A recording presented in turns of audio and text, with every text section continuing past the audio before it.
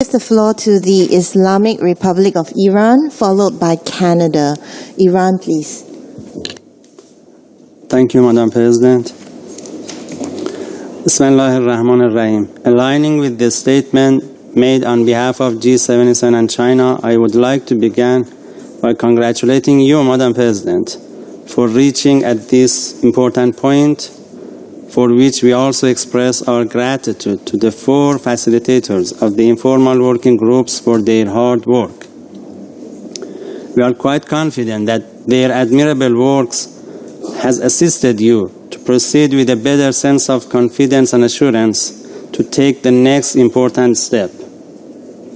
In fact, the deliberations we have had in the format of these informal groups have clearly demonstrated once again the significance, seriousness, and urgency of moving forward in a more concrete and shaped manner so as to launch a focused and substantive discussions. As was stated by the President of the UN General Assembly on 16 April 2018, and I quote, "Today, as we enter a new phase of this process, we must bear in mind not only our mandate, but also our duty to people, to protect our seas. We do not have other oceans we can use when our current ones are depleted. That is why we need to act now," unquote. Madam President, we are at the final stage of a lengthy process that started back in 2006. We should all work together genuinely and in good faith within this new format to efficiently fulfill our mandate, that is, finalizing and submitting the text of a protocol on BBNJ. May I recall that during April organizational session on what to be discussed during this September session, one distinguished representative stated that it is not possible for the report of the PrepCom to be automatically transformed into a zero draft. Speed should be replaced by wise pragmatism and a balanced approach, and that the zero draft can only be the result of forthcoming negotiations among delegations.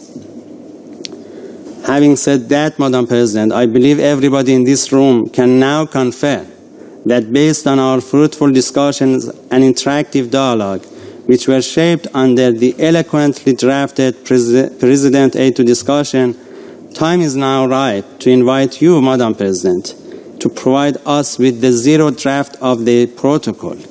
And we appreciate its early circulation to have a more constructive discussion during the next meeting. Let us not forget that any option, format, and structure other than the draft text of a treaty would complicate the process and distract us further from the objective entrusted to us by the people of the world, who are impatiently waiting to see a meaningful change in their daily life as a result of our work, to whom we have duty to cooperate. This reasonable expectation does not mean that we all have agreement about everything, or we all have the same concerns, positions, or views, which is neither possible nor plausible.